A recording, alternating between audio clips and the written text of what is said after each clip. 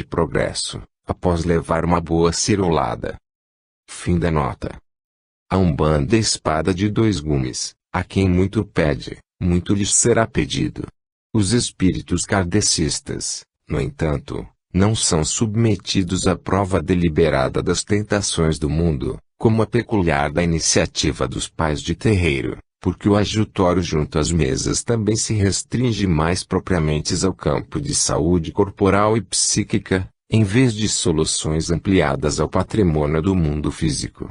Pergunta: é certo que a Umbanda faz conluio com falanges malfeitoras, no espaço, a fim de conseguir melhor êxito nos trabalhos de desmanchos de feitiços e magia negra? Ramatiz: realmente, na Umbanda, doutrina que opera no seio da fenomenologia mais densa e repugnante do astral inferior, certas vezes os pais de terreiro precisam negociar com as chamadas falanges da esquerda, a fim de conseguirem o desmancho da magia negra ou feitiço muito complexo, tal qual a polícia do mundo convoca um arrombador para abrir o cofre de que ninguém conhece o segredo. Os espíritos da esquerda mais habituados ao mal são entidades primárias, que obedecem cegamente aos seus chefes sem lhes indagar dos objetivos ou intenções. Desde que lhes seja feita a paga de praxe ou as obrigações secundárias da magia africana, a eles pouco importa fazer o bem ou o mal. São instrumentos inconscientes nas mãos dos magos ou feiticeiros, que aceitam as encomendas dos interessados e verdadeiros responsáveis pela continuidade dessa prática nefasta, que é a magia negra. As falanges cumprem a vontade desses magos ou chefes, assim como os carregadores de uma gare ferroviária transportam indiferentemente uma caixa contendo medicamentos salvadores, ou uma bomba relógio.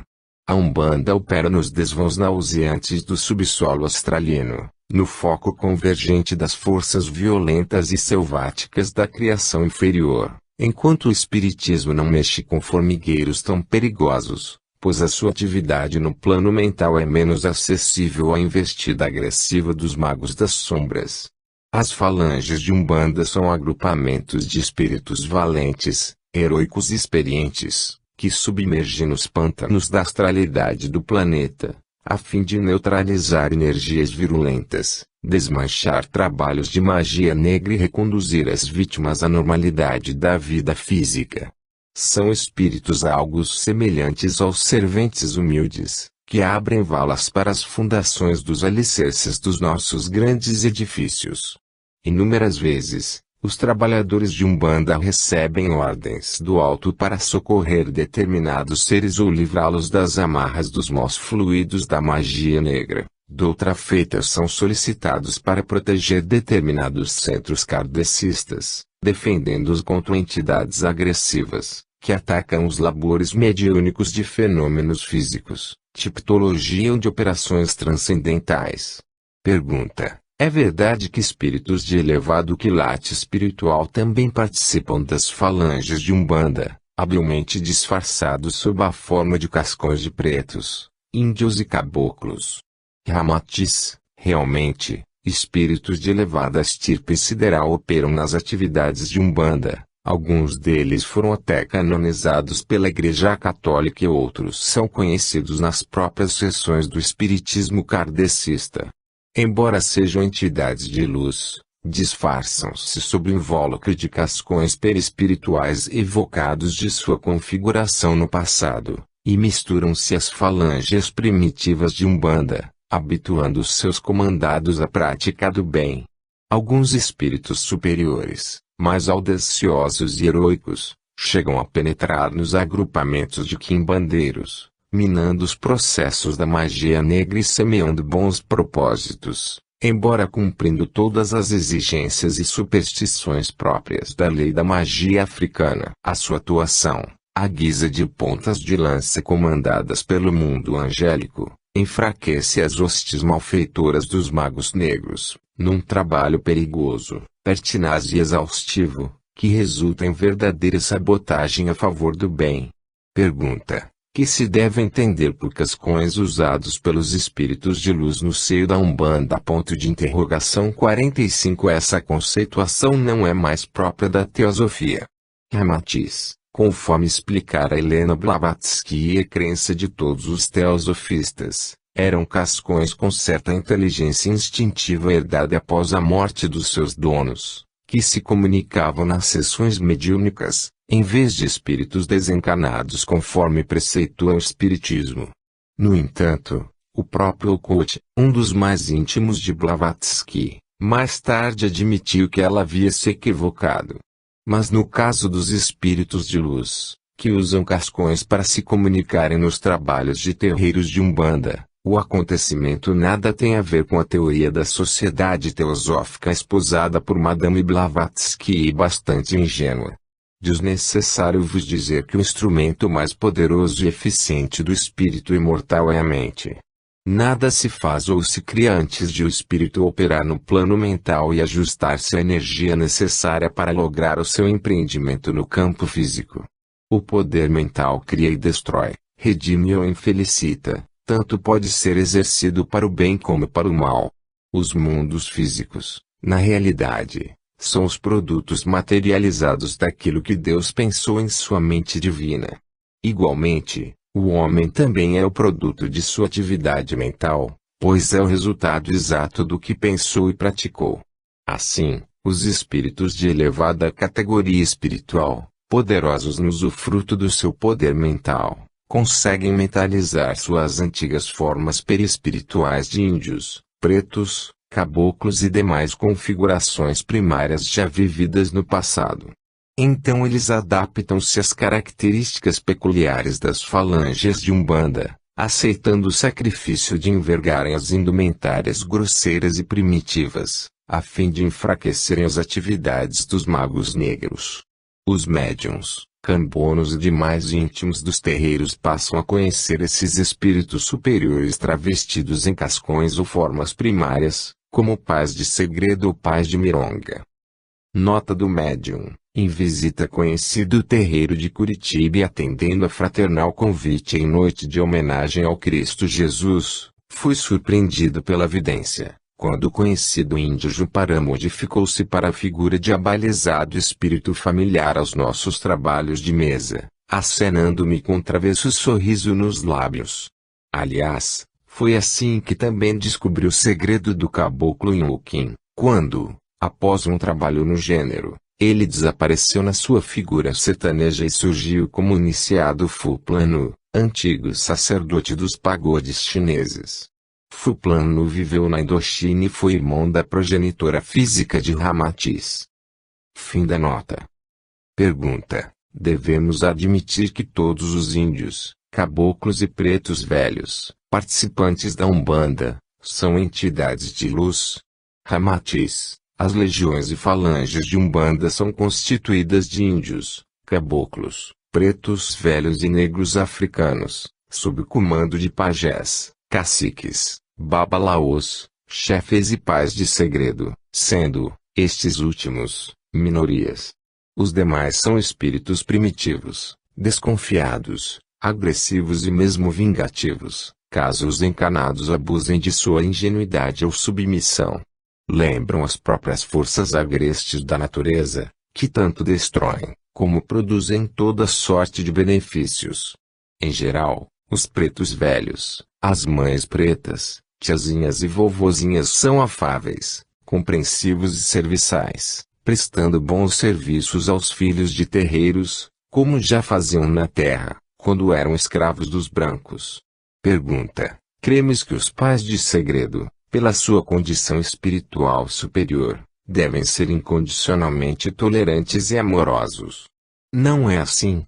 Ramatiz: há casos em que o pai de segredo é mais severo do que o próprio preto velho original da África, o antigo escravo, no Brasil. Isso é evidente, porque as falanges e legiões de Umbanda só prestam submissão e obediência aos chefes que se mostram à altura dos acontecimentos mais graves. No mundo espiritual não há graça a desordem que há nos agrupamentos de encarnados, porque os espíritos angélicos que os dirigem, embora bondosos e compreensíveis, também providenciam o corretivo necessário para restabelecer a harmonia perturbada. Nota: a propósito de tal consideração de Ramatiz, O capítulo Problema de Alimentação, da obra Nosso Lar, ditada pelo espírito de André Luiz a Chico Xavier, é excelente corroboração de que a energia corretiva não é dispensada pelos espíritos superiores. Diz um trecho, página 46, primeira edição da obra, mandou fechar, o governador de Nosso Lar, provisoriamente o Ministério da Comunicação, determinou funcionassem todos os calabouços da regeneração, para isolamento dos recalcitrantes, advertiu o Ministério do Esclarecimento, cujas impertinências suportou mais de 30 anos consecutivos, proibiu temporariamente os auxílios às regiões inferiores, e pela primeira vez, na sua administração, mandou ligar as baterias elétricas das muralhas da cidade, para emissão de dardos magnéticos a serviço da defesa comum. Fim da nota. Não há espírito de luz mais refulgente, sábio, justo, poderoso e magnânimo do que o próprio Criador. No entanto, apesar de sermos seus filhos amados, nem por isso ele nos livra da dor e das vicissitudes humanas e corretivos kármicos, quando optamos por caminhos obscuros ou objetivos nefastos. Pergunta: de que modo os umbandistas podem distinguir os pais de segredo dos verdadeiros índios, caboclos, pretos velhos e negros africanos? Ramatiz: os espíritos primitivos comandados pelos pais de segredo não têm capacidade de discernimento suficientes para ferirem a graduação espiritual dos pais de segredo, assim como os homens insensíveis só puderam avaliar a sublimidade de Jesus depois de sua morte sacrificial. O pai de segredo também é um chefe enérgico e poderoso, que comanda as suas falanges sem hesitações, e em certas circunstâncias, ele desaparece de um momento para outro, sob o espanto e temor dos seus dirigidos. Assim como um homem versado em latim e familiarizado com os costumes dos conventos, consegue passar por frade entre os verdadeiros frades, o pai de segredo não desperta suspeitas, porque é espírito perfeitamente adestrado em todas as artimanhas dos filiados de Umbanda. Há espíritos superiores tão abnegados, esclarecidos e hábeis, que conseguem interferir nas próprias linhas de Quimbanda sem despertar qualquer suspeita. Os cavalos, cambonos ou umbandistas iniciados na simbologia dos pontos cantados ou riscados sabem distinguir perfeitamente quando é um pai de segredo que se manifesta no terreiro, em vez do espírito primário e participante autêntico das falanges da lei de Umbanda. Há convenções, sinais e símbolos nos seus pontos cantados e riscados, que identificam perfeitamente a condição de pai de segredo operando junto aos homens. Pergunta: no caso de esses pais de segredo interferirem também entre as falanges da Quimbanda, não implica em aderirem à magia negra? Ramatiz: assim como respeitar-se o direito de o próximo dizer o que pensa não é aderir às suas ideias, os espíritos sublimes travestidos em cascões de índios, caboclos ou pretos podem tolerar a prática do mal sem transigirem com tal pecado. No entanto, sem pactuar com a magia negra, esses pais de segredo operam entre os quimbandeiros amortecendo o processo maléfico e induzindo espíritos pecaminosos a inverterem sua ação maligna. Ademais, alguns antigos chefes e sacerdotes negros também fazem a sua passagem para a Umbanda, sob a doutrinação paciente e amorosa dos pais de segredo, onde assumem novos deveres e o compromisso de servirem as falanges do Cordeiro. Mas é evidente que eles ainda continuam a manter estreitos laços de amizade entre os antigos companheiros, e, por isso, são aproveitados habilmente como verdadeiras pontes de ligação para a mais breve conversão dos mesmos. Apesar de alguns pais de segredo verem-se obrigados a tolerar certos trabalhos de malefício, a fim de não traírem sua identidade sideral, nem interferirem frontalmente de modo a despertar suspeitas, eles agem cautelosamente desmembrando agrupamentos malignos e convertendo falanges primitivas ao serviço exclusivo do bem, como fazem na terra certas autoridades, juntando seus delinquentes, para aliciá-los à coletividade benfeitora. Como não há privilégio na ascensão espiritual, Os pais de segredo de hoje foram os fabulosos magos negros do passado, porém, agora já desfrutam a aventura de palmilhar a senda crística da consciência divina. Em consequência, eles apenas realizam as tarefas de que também foram alvos, no passado, quando outros seres resplandecentes desceram de suas moradias paradisíacas a fim de convertê-los à égide do Cristo. Pergunta: poderíeis dar-nos algum ponto cantado, que identifique a linhagem dos pais de segredo? Ramatiz: apenas para atendermos ao vosso pedido, vamos alinhar alguns pontos cantados, que denunciam a linhagem superior da entidade comunicante, através de símbolos ou indícios entendíveis pelos umbandistas estudiosos. Nota: afora dos pontos cantados que mencionam o chefe de falange, há inúmeros outros pontos que são tirados conforme a tarefa em execução. Assim, há ponto de defumação, ponto de descarga, ponto de defesa onde pôr fogo na fundanga, a pólvora. Contudo, convém frisar que não basta somente o ponto cantado, mesmo em coerência com o ponto traçado para perfeita identificação do pai de segredo, pois dentro de um ambiente em que se lida com vibrações tão variáveis, complexas e mentais heterogêneas, tanto entre encarnados como desencarnados, muitos lobos podem vestir-se de cordeiros. Fim da nota. Mencionamos, primeiramente, o seguinte ponto cantado: de quando em quando eu venho da Aruanda, trazendo Pemba para salvar filhos da fé. Neste ponto e nos demais que analisaremos, encontram-se palavras convencionais que definem as características e os objetivos das falanges que representam, inclusive identificando a linhagem dos chefes ou pais que as governam. A primeira estrofe: quando eu venho da Aruanda, induz que o chefe da falange é pai de segredo, pois vem do céu ou da Aruanda, trazendo Pemba, ou giz, isto é, autorizado a escrever, salvar e alforriar os filhos da fé, ou filhos de terreiros, já disciplinados sob os ditames do bem ministrado pelas regras de Umbanda. Está claramente definido que o chefe vem de quando em quando da Aruanda, lugar onde ele habita, para participar das falanges na condição de pai de segredo. Na minha aldeia, lá na Jurema, não se faz nada sem a lei suprema. O segundo ponto evidencia a finalidade da falange no serviço incondicional do bem, que se explica obviamente nas duas últimas estrofes: não se faz nada sem a lei suprema.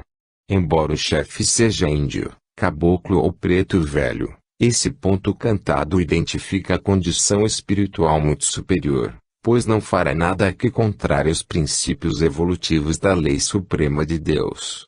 Ademais, a estrofe lá na Jurema assinala tratar-se de tribo ou falange de índios do litoral habituada ao tratamento de males como a lepra, feridas e chagas, com aplicação da folha da Jurema, conhecida cientificamente por mimosa verrucosa, cujas cascas são amargas, adstringentes de aplicação narcótica, aliviando as dores fortes. Apanha laranja do chão, quem quiser. Come maná lá no céu, quem puder. O terceiro ponto cantado manifesta-se sob um admirável e atraente aforismo, capaz de oferecer algumas proveitosas ilações filosóficas a respeito do espírito. A laranja simboliza o fruto da terra, que nasce, cresce e morre, assim como as ilusões do mundo material. Ademais, o ponto alude aos que passam pela carne em existência fácil, as coisas à mão, adquiridas sem grande esforço, pois as primeiras estrofes são nítidas a respeito. Apanha a laranja do chão, quem quiser. A laranja já caiu, é fácil apanhá-la, sem um esforço, sequer, de arrancá-la da árvore, está à mercê do primeiro que chegar. É o símbolo da sorte ou da facilidade para as criaturas do que já gozam de todas as satisfações e conforto do mundo, mas é um bem provisório que apanha quem quiser. No entanto, come maná lá no céu, quem puder, expressa a perfeita antítese de apanhar a laranja do chão, pois é o bem eterno, conforme se deduz da vida espiritual. Quem puder libertar-se do mundo material e governar o seu espírito, também fará jus ao alimento superior, que é o maná do céu, o qual Deus mandou em forma de chuva aos israelitas, no deserto, quando estavam esfomeados. É o perfeito simbolismo de duas formas de nutrição, a do corpo e a do espírito. Ademais, ainda no seu sentido iniciático, o cântico revela uma falange de doutrinação, com o objetivo de esclarecer os filhos para se libertarem dos frutos perecíveis da terra e buscarem, tanto quanto possível, as dádivas do céu. É um convite do Senhor descido do paraíso, conclamando os filhos à luta, renúncia e realização, implícita sublimemente no quem puder, em vez do comodismo, ociosidade e extravagâncias do quem quiser. É falange perfeitamente identificada entre os comandos eletivos do espaço, que operam sob a égide do conceito crístico, muitos os chamados, poucos os escolhidos. Obviamente, o chefe é um pai de segredo de alta estirpe espiritual, pois nenhum bugre, caboclo ou preto autênticos, possuem capacidade para ministrar lição tão relevante. 1. Na sua aldeia tem os seus caboclos, na sua mata tem a cachoeira. 2. No seu saiote tem pena dourada, seu capacete brilha na alvorada. O quarto ponto cantado, acima, expõe suas estrofes à linhagem elevadíssima do pai de segredo, que dirige a falange. Ali se percebe o seu poder fabuloso, a sua graduação mental avançada, o valoroso espírito de luta inextinguível e dinamizado de modo incomum na causa do bem. Revela-se entidade que lidera agrupamento de espíritos em sua moradia elevada, um mentor de alto plano celestial, pois esclarece o ponto, na sua aldeia tem os seus caboclos, ou seja, a aldeia desse pai de segredo ao mundo espiritual, onde ele vive, mora e tem os seus discípulos, os seus caboclos. Na sua mata tem a cachoeira, isto é, a água límpida da vida eterna, no simbolismo do encachoeirado incessante, que mitiga a sede da alma e a batiza no banho lustral da redenção, conforme o próprio rito banto na admissão do médium neófito para receber o pai de santo. Mas onde se percebe claramente o nível mental desse pai de segredo é na seguinte pitoresca estrofe, no seu saiote tem pena dourada. O saiote, espécie de saia curta feita de tecido forte, que as mulheres costumam usar por baixo de outras saias, indica que o chefe da falange possui por baixo do cascão ou da aparência de preto velho, bugre ou caboclo, outra indumentária mais forte e duradoura, ou seja, a sua realidade espiritual. Ademais, a pena dourada sobre o saiote, conforme a cromática transcendental, significa a luz dourada de sua aura fluindo pelo perispírito, matiz, formoso e brilhante, que identifica a extraordinária aquisição mental. Aliás, a pena sempre significa um direito intelectual adquirido pelo ser, é um emblema de orientador ou criador no campo das letras ou das ideias. Mas os iniciados em Umbanda sabem que a pena e a cor dourada são o binômio identificador de um mestre kármico, isto é, entidade fulgurante descida do plano mental ou búdico, com poderes de interferir e modificar o próprio destino dos filhos, se assim julgar conveniente. É, na realidade, um autêntico senhor do karma, da velha tradição teosófica, cuja sabedoria imensurável o torna um incondicional procurador da divindade entre as brumas tristes da vida carnal. Finalmente, o seu capacete revela entidade combativa, corajosa e heroica, de ânimo invencível, espécie de guerreiro medieval, isto é, cuja atividade criadora teve início há muitos milênios, a partir da Idade Média do planeta.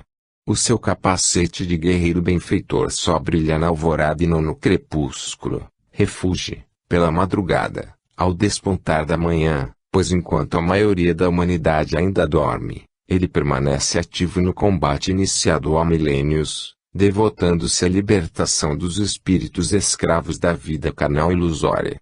Sua tarefa é criadora, assim como a alvorada significa o desabrochar da vida, o despertar da juventude, o início de uma nova era.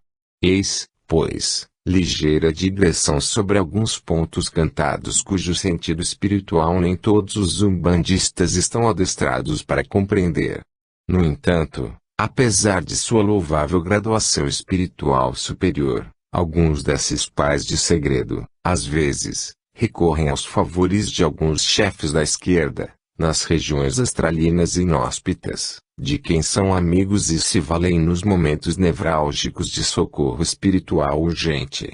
Esses chefes amigos e quimbandeiros realizam a parte mais grosseira, violenta e repulsiva da luta contra adversários astuciosos e exercitados no mesmo gênero da magia negra, e que os pais de segredo evitam, justificando o velho axioma de que o anjo não luta com as mesmas armas do diabo.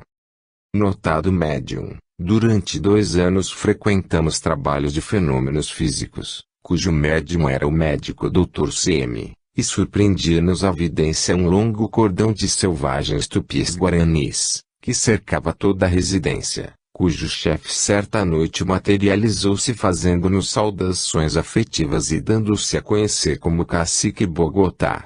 Doutra feita, convidados a comparecer aos trabalhos de desobsessão do Centro Espírita U, de Curitiba, chegamos a assustar-nos na entrada, com o espírito de um avantajado índio tupinambá, o dorso nu e carregado de penduricalhos de ossos, todo pintado de cores berrantes, com 3 penas vermelhas no cocar e munido de volumoso tacape, e que chefiava um grupo calculado de 30 silvícolas, postados em torno da casa. As entidades arroaceiras, cínicas e malfeitoras, que se aproximavam, a um breve sinal dado pelo chefe tupinambá, eram escorraçadas a pontapés e a lanças de bambu com pontas de aço. Mas os espíritos benfeitores, os enfermos e obsessores, que chegavam acompanhados, eram introduzidos sob a amistosa saudação do gigantesco tupinambá. Fim da nota. Pergunta: gostaríamos de uma justificação mais concreta quanto a essa deliberação excêntrica de espíritos elevados participarem das atividades da Umbanda sob o disfarce de pais de segredo, e até interferindo nas falanges malfeitoras. Ramatiz: é evidente que nós também já fomos entidades malfeitoras, e que através do sofrimento e das vicissitudes humanas, convertemo-nos ao labor das linhas do Cristo.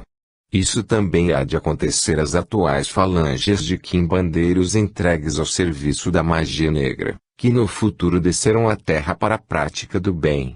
Porventura, Jesus não foi o príncipe de luz, que deixou o paraíso para habitar a terra, viver entre as falanges de criaturas pecadoras. Sem dúvida, manifesto na terra como um homem simples, filho de um carpinteiro, também era um pai de segredo. Um anjo disfarçado sob a vestimenta rude e compacta do ser humano, falando aos filhos do mundo numa linguagem compreensível e objetiva. Em vez de condenar os homens malfeitores ou atemorizá-los pela refulgência de sua luz sideral, o amado mestre preferiu habitar entre eles e fazê-los entender o convite para sua própria felicidade. Antes de impressioná-los por uma linguagem afetada ou científica, procurou ensiná-los através da singeleza das parábolas e de historietas simples, consolando-os pela força amorosa das bem-aventuranças do Sermão do Monte.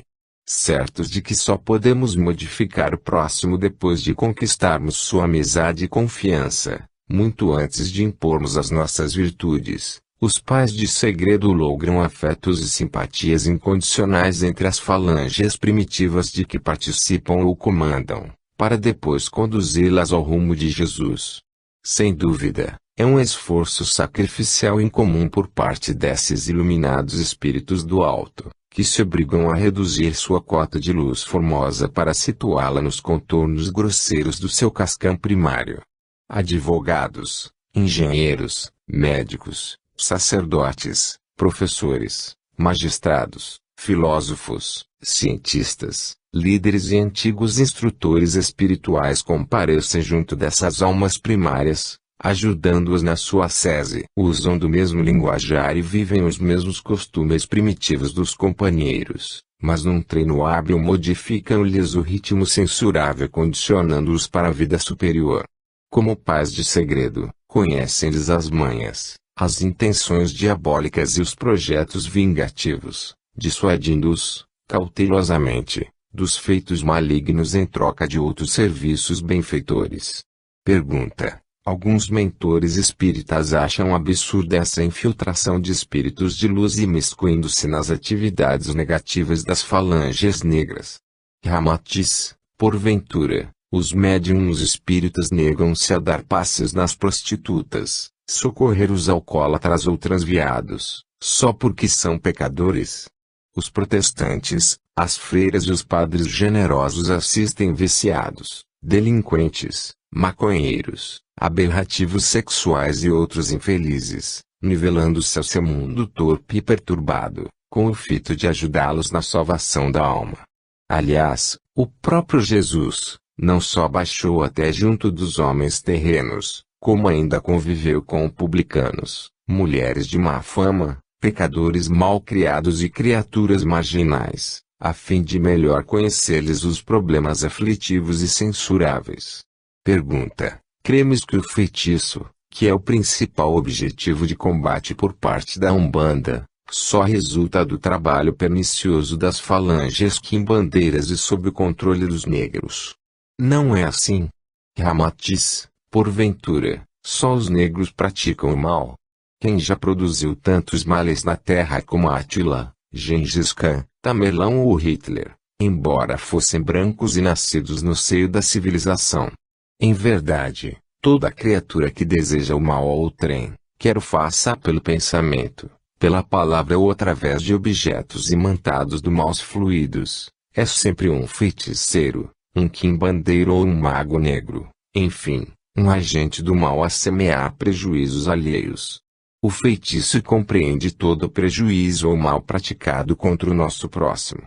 As histórias e as lendas do mundo são unânimes em afirmar que o autor do feitiço sempre sofre o inevitável choque de retorno do próprio mal que pratica e manda fazer. Quem não paga na mesma existência o malefício alheio, há de sofrer no futuro o retorno violento da carga deletéria que projetou e castiga o seu autor, justificando o velho aforismo de que o feitiço sempre volta-se contra o feiticeiro. Pergunta: a maioria dos kardecistas não acredita em feitiço. Que dizeis? Ramatiz: feitiço é somente um vocábulo de origem da raça negra e da magia oriental, que exprime genericamente a prática do mal.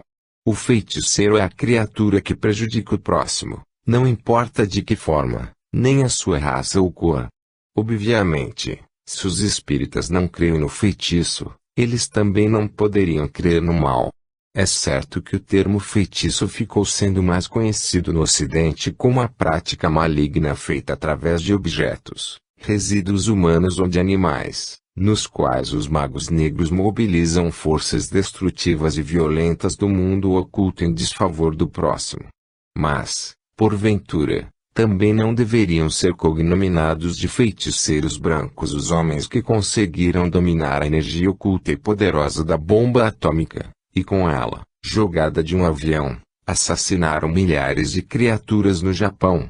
É indubitável que eles também se apossaram de uma força violenta e destruidora do invisível, mas a empregaram maleficamente contra as criaturas humanas, ficando, portanto, enquadrados, também, na lei moral contida no aforismo de que o feitiço sempre volta-se contra o feiticeiro. Pergunta: então há fundamento de existir o feitiço, quando uma espécie de azar penetra em nossa vida e as coisas, dia a dia, vão de mal a pior? Ramatiz: realmente, muitas vezes, o azar penetra no seio de uma família pela carga do feitiço feita por algum desafeto ou invejoso encanado. Embora a maioria desses encantamentos ou feitiços seja mais propriamente iniciativa dos espíritos desencanados. Quando os espíritos trevosos não podem atuar diretamente sobre os encanados, por questões de defesa ou proteção, eles tentam mobilizar as forças agressivas da natureza e recorrem aos magos negros da terra, que fazem os preparos especiais de objetos e outros elementos adequados. Assim, inexplicavelmente, cai enfermo o chefe da casa, a família se desorienta, as crianças sofrem acidentes frequentes, a esposa se acabrunha no excesso de trabalho, perdem-se objetos valiosos, enguiçam aparelhos domésticos, quebra-se facilmente a louça da casa, adoecem as aves e os animais, os negócios vão mal, o dinheiro some-se nos imprevistos de uma onda contínua de vicissitudes e azar. No entanto, é preciso não generalizar, pois os acontecimentos infelizes também são fruto de resgates kármicos e de negligências ou imprudências humanas. Ademais, os familiares de um lar, às vezes, recebem de retorno os próprios fluidos de inveja, e ciúme, cobiça, desforra ou maledicência gerados imprudentemente contra outras criaturas. Muita gente produz fluidos enfeitiçantes nas conversas mais fúteis e pelo julgamento precipitado do próximo, a cólera, a inconformação com a boa sorte alheia, a frustração de noivado ou casamento, a perda em maus negócios, a impossibilidade de lograr uma promoção, a preterição do colega, as melhores notas escolares do filho do vizinho, tudo isso pode ser a fonte produtora de maus fluidos. E a carga fluídica nutrida na imprudência de pensar e falar mal incorpora novas energias destrutivas ao longo de sua ação em direção ao alvo visado, de onde retorna ainda mais eriçada para descarga a terra na própria fonte que emitiu. Nesse auto-enfeitiçamento, as pessoas invejosas, ciumentas, ambiciosas, irascíveis, despeitadas, maledicentes e insatisfeitas são verdadeiras usinas produtoras de fluidos daninhos, espécie de depósitos de carga negativa e violenta à disposição dos magos negros para reforçarem os seus trabalhos de feitiçaria. Há criaturas cuja visita a um lar tranquilo deixa perturbações com sua presença, em face da aura de influência negativa, porque vivem emitindo e recebendo fluidos perniciosos pelo seu descontrole mental. Espécie de estações emissoras e receptoras nocivas, elas espalham emanações perturbadoras em torno de si, e, às vezes, chegam a causar estados enfermiços em vegetais, aves e até animais, inclusive produzem o tradicional quebranto nos recém-nascidos, que depois requer o benzimento ou o passe fluídico para dispersar a carga molesta. Pergunta: alegam os espíritas que a boa conduta e os pensamentos elevados bastam para livrar o homem da presença de espíritos inferiores, sem necessidade de mobilizar recursos tão prosaicos do mundo material, como é habitual nas práticas de Umbanda. Ramatiz: de acordo com a matemática divina da criação, cada coisa não tem a sua lei e o seu lugar, seja no mundo físico ou espiritual. Assim como não é possível transportar pedras em carrinhos de papelão, nem abrir pedreiras com alavancas de papel, os espíritos de alta vibração sideral também não podem atuar e interferir nas zonas de fluidos pegajosos e agressivos do mundo inferior. Há trabalhos de magia concretizados em níveis astrais tão densos e baixos, que são impermeáveis às mais heroicas e vigorosas operações de desmanche procedidas pelos filhos de Umbanda. Ali, nenhum poder mental, por mais sublime e vigoroso, conseguirá desintegrar as massas fluídas condensadas e focalizadas na direção de um lar ou de uma família enfeitiçada. Em tais ocasiões, só a interferência direta pela contextura de espíritos primários e sob o comando de chefe experiente e decidido, pode minar as bases fluídicas da magia negra destrutiva. Pergunta: quais as deficiências atuais da Umbanda, para ela enquadrar-se definitivamente no seu objetivo mediúnico e doutrinário?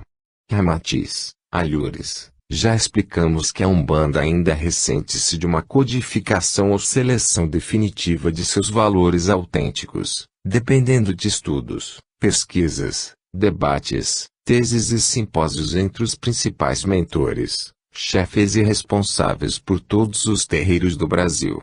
Também seria conveniente definir-se a posição da Umbanda, cada vez mais ocidentalizada pela penetração incessante de brancos, em contraste com os trabalhos tipo candomblé, de culto deliberadamente primitivo e fetichista, fundamentado nas danças do mediunismo do negro africano. Há que se fixar regras, cerimônias e métodos de trabalhos imprescindíveis e característica fundamental de Umbanda, como o ambiente simpático e livre manifestação dos pretos e caboclos, mas dispensando-se tanto quanto possível o uso exagerado de apetrechos inúteis e até ridículos no serviço mediúnico e de magia. Justifica-se, também, a padronização das vestimentas dos cavalos e cambonos em sua cor branca, mas visando principalmente a higiene, a simplicidade, em vez da fascinação de paramentos eclesiásticos e que podem culminar na imprudência do luxo e do fausto. Cremos que também seria benéfico para a Umbanda fixar em definitivo santo católico que melhor se afine às características peculiares de cada orixá africano no comando das 7 linhas e suas respectivas falanges. De acordo com o fetichismo primário africano, os orixás chefiam as forças da natureza e constituem a interminável escala hierárquica de entidades mesclando-se com a vida espiritual e física do negro. Finalmente, Umbanda pode ser a aspiração ou manifestação religiosa de um estado evolutivo do vosso povo, mas perfeitamente compatível com o atual foro de civilização, sem as excentricidades dos batuques primitivos e da gritaria histérica até madrugada. Não é prova de fidelidade nem demonstração de espírito sacrificial o homem participar de ritos e cantorias prolongadas que perturbam a vivência comum dos demais seres, pois a Igreja Católica e o Protestantismo também praticam suas liturgias em horas e dias que jamais despertam protestos ou censuras. Os negros africanos atravessavam a madrugada adentro condicionados aos ritos intermináveis e às danças histéricas, porque eles também dispunham totalmente do dia seguinte para a recuperação física através do sono prolongado. Mas o cidadão atual é um escravo do cronômetro e de 1000 obrigações diárias, que lhe exigem o repouso adequado para não malograr no sustento da família. Pergunta: o que se entende pelo uso exagerado do arsenal de Umbanda? Ramatiz: justifica-se, nas práticas devocionais de Umbanda, o uso de certo arsenal de objetos e coisas imprescindíveis, para o seu culto fundamental de magia, principalmente quando se trata de autênticos trabalhos de desmancho ou de demanda com as falanges primitivas do além. Mas pode ser dispensável a cerimônia exaustiva, o excesso de material fetichista e a multiplicidade de pontos riscados, quando os pretos velhos e caboclos comparecem aos terreiros apenas com a finalidade de conversar, consolar ou receitar junto aos filhos do terreiro. Umbanda também pode ser festa espiritual de congraçamento entre os filhos menores e maiores, entre velhos adversários e novos amigos. Nesse caso, basta manter-se as características próprias do ambiente eletivo a pretos e caboclos, com os pontos cantados tão significativos e, às vezes, comoventes e saudosos, a veste branca e limpa, as sandálias exclusivas do trabalho mediúnico, pois é sempre de boa ética espiritual os médiuns kardecistas ou cavalos de Umbanda atenderem os consulentes depois do asseio do corpo e das vestes, deixando no limiar do centro ou do terreiro o traje empoeirado e suarento das atividades cotidianas, quase sempre impregnados de resíduos nocivos, substâncias químicas, fluidos e radiações inferiores. Em tal caso, também justifica-se a defumação, mas de odor agradável, principalmente derivada de incenso, mirra e benjoim, proporcionando aos presentes um estado de espírito propício aos bons pensamentos e melhores emoções. Sem dúvida, Umbanda não é kardecismo, e, por isso, não pode prescindir da imagem ou figura de Oxalá e dos principais santos representativos dos orixás da tradição africana. Mas considerando-se que a liturgia tem por função principal dinamizar o psiquismo humano das criaturas ainda incipientes da sua realidade espiritual, Umbanda pode ser um culto agradável e elevado, sob disciplinado intercâmbio mediúnico, eliminando-se as excrescências tolas e superstições primitivas, o que é próprio de certos cavalos preocupados em impressionar o público com ritos excêntricos e acontecimentos enigmáticos. Pergunta: explicam-nos alguns líderes umbandistas que a Umbanda foi corporificada no Brasil com a finalidade exclusiva de combater a magia negra, ou quimbanda. Que dizeis? Ramatiz: como tudo evolui no mundo, mesmo as expressões inferiores de qualquer atividade humana. Então os ritos, processos e apetrechos primitivos de magia negra ou branca, também se tornam cada vez mais obsoletos e ineficientes como condensadores ou acumuladores de forças no enfeitiçamento. O invólucro exterior e supersticioso da magia enfraquece-se ante o progresso científico que higieniza a mente humana e revela a luz do dia o que anteriormente era enigmático e crendice. Na verdade, assim como a astronomia deriva-se da astrologia, a ciência também descende da magia, e por esse motivo, o feitiço moderniza-se e perde o seu aspecto tradicionalmente misterioso. Diríamos que ele desmaterializa-se ou mais se astraliza, à medida que os cientistas penetram no campo energético do mundo oculto e vencem a letargia da matéria. Conforme o programa elaborado pela administração sideral há muitos milênios, cada coisa é substituída ou modificada no devido tempo do seu progresso natural ou desuso comum. Assim, à medida que desaparecem dos terreiros os legítimos pais de santo velhos babalaos africanos, resultando a queda do regime de segurança da magia autêntica na demanda e no desmancho, também se debilita a própria arte da magia negra pelo enfraquecimento do ritual de tradição. Os brancos que ingressam na Umbanda, além de incipientes e ignorantes dos princípios fundamentais da magia africana, são verdadeiros necessitados de socorro e proteção dos pretos velhos e caboclos. Eles ficam hesitantes na presença dos inúmeros objetos do rito africano, temerosos diante da multiplicidade de pontos cantados e riscados, otimistas diante dos banhos de descarga fluídica e terapêuticos, mas surpresos em face do enigma da função e do uso de charutos, pitos, marafas ou marimbaias pelos pretos e caboclos. No entanto, a humildade e renúncia do preto, crioulo ou mulato, leva-os a entregar o cetro de comando aos brancos na direção do terreiro, convictos de que eles são mais competentes e sábios. Mas os brancos não penetram facilmente no encadeamento científico da magia processada pelos pais de terreiro, os quais foram magos poderosos e geniais alquimistas no passado. Então, raros conhecem o efeito dos minerais que compõem as pembas autênticas, e reproduzem os pontos riscados em formas luminosas no plano astral, o potencial de energia do éter físico, que eclode durante a queima do fumo pelos pretos velhos e caboclos, ou a vigorosa eclosão de forças liberadas pelo fogo na pólvora, as quais exterminam lençóis de bacilos, miasmas e larvas astralinas que infectam os ambientes perturbados ou vampirizam o perispírito dos enfeitiçados. Obviamente, se a Umbanda tivesse sido corporificada pelo alto com a finalidade exclusiva de combater a magia negra, ela também deixaria de existir, assim que se enfraquecesse ou fosse extinta a bruxaria. No entanto, ela é de finalidade mais ampla, atendendo às diversas modalidades de ascensão e esclarecimento espiritual dos seus profitentes. Pergunta: qual é a outra importante finalidade da Umbanda, além de combater a magia negra? Ramatiz: enquanto o kardecismo restringe os fenômenos mediúnicos em sua manifestação propriamente física, a Umbanda deve assegurar plena liberdade de ação dos espíritos comunicantes sobre os cavalos, os quais estão amparados pela defesa dos pretos e caboclos, que escorraçam as entidades mal intencionadas. O terreiro significa, na realidade, a mucamba do preto e a choça do bugre, em que eles podem dar vazão à sua alegria, manter suas tradições primitivas, crenças religiosas e manifestações de acordo com as suas idiosincrasias.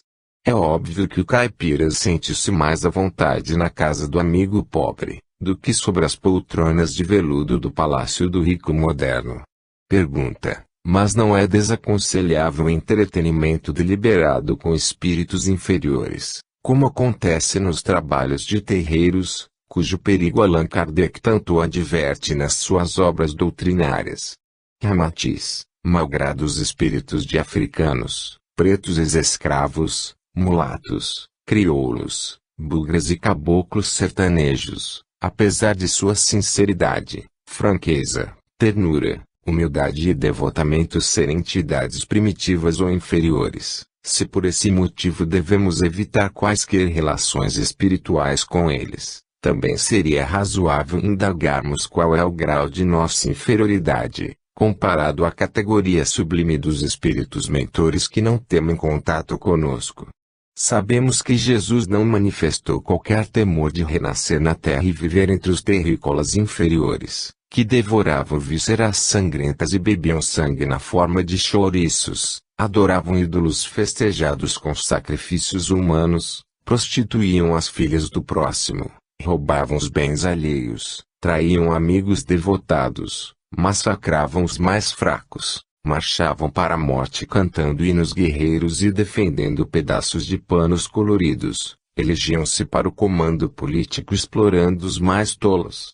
Evidentemente, convém temermos as relações inferiores com o mundo oculto, caso também sejamos de má qualidade espiritual, pois de acordo com a lei de que os semelhantes atraem os semelhantes, assim seremos correspondidos. Pergunta: mas estaremos equivocados assinalando no seio da Umbanda práticas mediúnicas ridículas, ritos repulsivos e obrigações supersticiosas? Ramatiz: a Umbanda é um terreno fértil onde a livre semeadura permite germinar toda espécie de semente ali colocada. Não há dúvida de que as primeiras flores desabrochadas abrigavam alguns insetos daninhos e os primeiros frutos gerados mostraram-se um tanto mirrados pela avidez vampírica de algumas parasitas. Mas o terreno é seivoso e benfeitor, caldeado pela avançada intuição da raça negra, o qual só requer bom trato, experimentos sadios e a separação do joio e do trigo por parte dos lavradores inteligentes e criteriosos. Então a laranjeira brava pode transformar-se em fruto sazonado e a rosa silvestre na flor civilizada. Tudo depende de paciência, devotamento, renúncia, generosidade e serviço heroico sob a égide do Cristo. Ademais, a Umbanda é denominador kármico de reajuste espiritual, ou ensejo de correção entre muitos brancos endividados há séculos com os pretos e bugres. Pergunta: poderias explicar-nos melhor tal acontecimento? Ramatiz: o astral em torno do Brasil está povoado de bugres e pretos, que desencanaram sob o regime de exploração e sofrimento desde os primeiros tempos da formação colonial. Suas almas ainda se mostram entontecidas e aparvalhadas no mundo espiritual. Por isso, elas se movimentam no limiar da crosta terráquea em atividades infantis e divinditas, promovendo conflitos belicosos e tão apegadas aos cultos fetichistas e primitivos, que chegam a confundir a vida espiritual com a encarnada. Em princípios de 1531, as caravelas de Martim Afonso de Souza já traziam escravos para a Bahia oriundos de Moçambique, São Tomé, Angola, Bengala, da costa de Minas, do Congo e outras regiões africanas. Conforme estatísticas oficiais, 2 séculos mais tarde já existiam no Brasil perto de 2 milhões de escravos. Embora a imigração de milhões de africanos para o Brasil e outros países obedecesse aos imperativos da lei kármica de reajuste de inúmeras entidades fracassadas na civilização, lembremos que o próprio Jesus advertiu: o escândalo é necessário, mas ai de quem provocar o escândalo. Em consequência, a culpa de tal carga espiritual primitiva, rebelde e desagradável, ainda aderida ao astral brasileiro, cabe aos brancos, que na condição de senhores de fazendas, capitães de mato e de navios negreiros, comerciantes de escravos e capatazes perversos, depois de frustrados na tentativa de escravizar o bugre indomável, foram caçar os negros africanos na sua moradia natural. Em seguida, dividiram-lhes as famílias como se vende o gado em leilão, jungiram-nos ao eito do cativeiro e os exploraram como matéria-prima viva até a última gota de suor sob a chibata corretiva. No entanto, muitos desses brancos comprometidos com a escravidão infamante no Brasil, hoje compartilham de trabalhos espiritistas, Rosa Cruzes, esotéricos, teosofistas e alguns até de Umbanda, mas pretendem escorraçar os negros e os bugres, condenando-lhes a linguagem trancada, Os trejeitos primitivos, as crendices e o infantilismo espiritual. Malgrado haverem cometido atos tão vis perante a lei espiritual, acreditam que poderão livrar-se folgadamente de suas vítimas pregressas por ignorá-las ou evitá-las. Os brancos mais presunçosos ainda exigem que os bugres espoliados em suas terras e os negros castigados no tronco limpem seus pés na soleira das portas civilizadas, atirem forarcos, flechas, pitos, patuás, balangandãs e falem direito, completamente libertos de crendice e superstições próprias de sua natureza primária, a qual ainda foi violentada pelo tráfego infamante da escravidão. Mas como a lei espiritual não se degrada pelos caprichos humanos, e o Pai não pretende perder uma só de suas ovelhas, a Umbanda significa o ensejo abençoado para muitos brancos compensarem suas dívidas pretéritas, no contato afetivo e respeitoso com as próprias vítimas de ontem.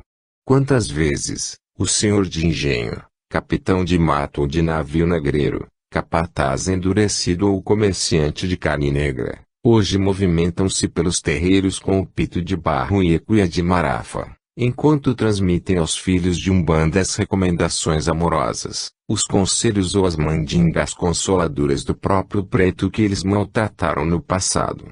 Eis o motivo por que a Umbanda evolui e converge para a estrutura de uma avançada doutrina capaz de satisfazer o sentimento intuitivo e religioso dos brasileiros, apesar das confusões, dissensões, práticas fetichistas e atividades mercenárias de certos adeptos inescrupulosos.